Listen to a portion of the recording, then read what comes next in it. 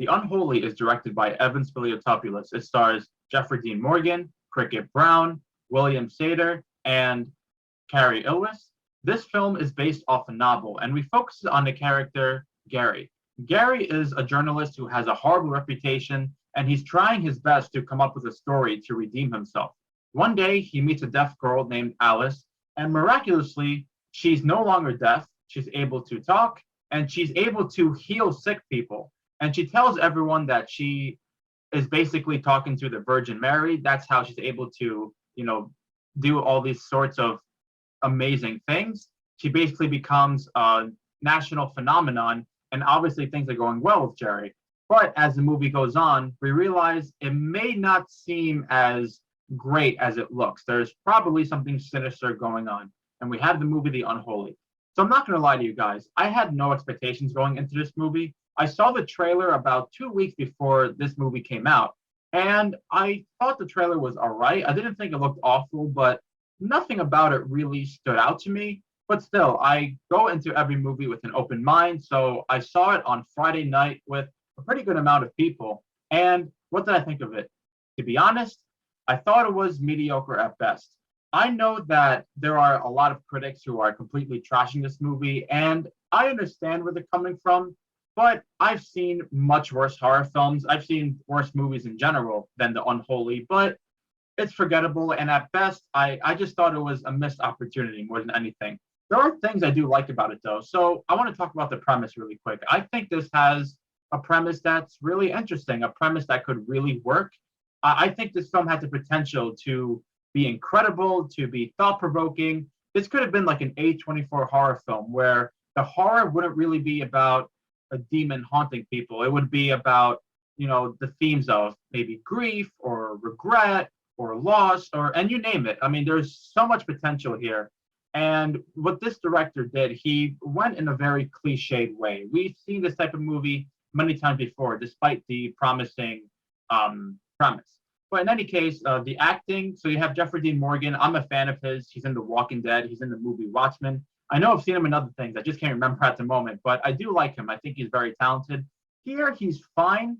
He's not bad at all. It's just with his performance, I just felt like anybody could have done it. I don't blame him, though. I think it's very much the fault of the writer for that. But there are other people like Cricket Brown as Alice. I thought she was really good, and William Sater as the priest. I thought he was great. I really liked both of them. And Carrie Ilwis, who he had a Boston accent in this film, and I thought it was very off-putting. But other than that, he was good. In any case, the acting is fine. There are some good scenes here, like there are a couple of scenes where Jerry talks to Alice, where they have interviews, where he's recording her for news coverage, and I liked it. I thought those scenes were interesting. I thought some scenes showed promise. There's maybe one suspenseful scene.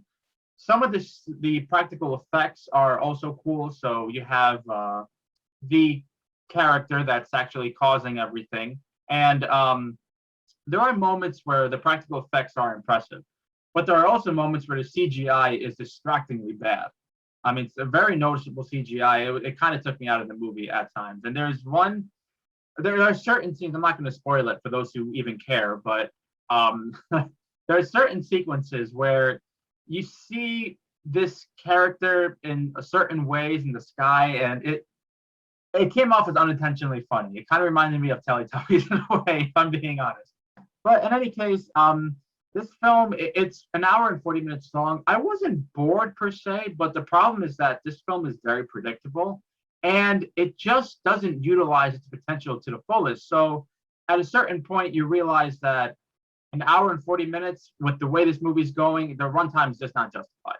And it's not very scary. Actually, I would say it's barely scary. Like I said, there's one scene that was a little suspenseful, but other than that, as a horror film, it's not scary. There are a lot of jump scares that are so predictable. I mean, there are scenes where jump scares are about to happen, and it's so obvious. I'm not lying to you when I say if you don't predict this jump scare, it's because you've never seen a horror film before. Trust me when I say it. When you see the movie and when the jump scares happen, you can literally count to 5 and they'll happen. And for some reason, when they happen, there were still people who were scared, even though I don't personally find jump scares that scary. They're more of a reflex thing rather than something that sticks with you. But in any case, this film it's guilty of doing that, of having some jump scares that are ultimately ineffective. And as I stated before, it's a predictable film. It's a type of movie that, despite the promising narrative, we've seen before, and it's just nothing that special. Again, I didn't hate it. There are certainly movies that are worse, but there's really nothing special about it. I know Sam Raimi produced it, and that might get people to be excited and maybe go to the theater to see it. Here's what I'll say. If you're excited for this movie, you want to see it, don't go to the theater. I would say just wait for it to either come on HBO Max or another streaming service whenever it comes out that way. Or if it comes out on VOD, you can just watch it at home. You don't have to go to the theater to see it. There's better horror films out there, trust me. Not really much else to say. Good cast, good performances. Some of the practical effects are cool. I like some scenes. The premise is promising, but it just never utilizes its full potential. I know this is a first-time director. Maybe he was passionate about this project. It looks like he was. And I never read the novel this movie was based on, but if the novel turns out to be interesting, I wouldn't be surprised because, as I stated before, that premise is really interesting. And maybe the book is incredible. I've never read reviews for the book, so I don't know. But in any case, I'm going to give this movie a 5 out of 10. Forgettable at best. It's mediocre. I know there are some who hate it, and I understand where you're coming from. If I'm being honest, though, like I said, I've seen movies that are way worse than The Unholy. It's a film I'm not going to see again. I'm pretty sure I won't. And yeah, I would say just go see Godzilla vs. Kong. That you guys probably don't even know what this movie is because it came out the same weekend as Godzilla vs. Kong. And usually, when a big blockbuster as Godzilla vs. Kong comes out, another movie comes out that's nowhere near as big as that usually gets forgotten, like really easy. Even in normal circumstances, this would have been the same case. The Unholy would have been a movie that probably no one would have seen or even would have been aware of. So I just saw it in theaters. Whatever. So yeah, The Unholy gets a 5 out of 10. That's my review of The Unholy. I hope you guys enjoyed it.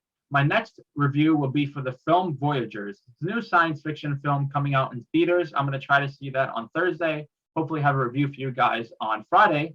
So look forward to that soon. And happy Easter. Today is Easter, and I'm wishing you guys a great holiday for those who celebrate it. And it's a nice day out today, so hopefully you're doing something nice with the family, taking safe precautions because of the pandemic.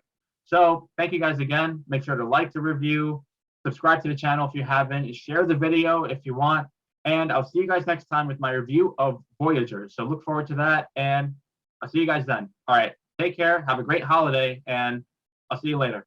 Bye.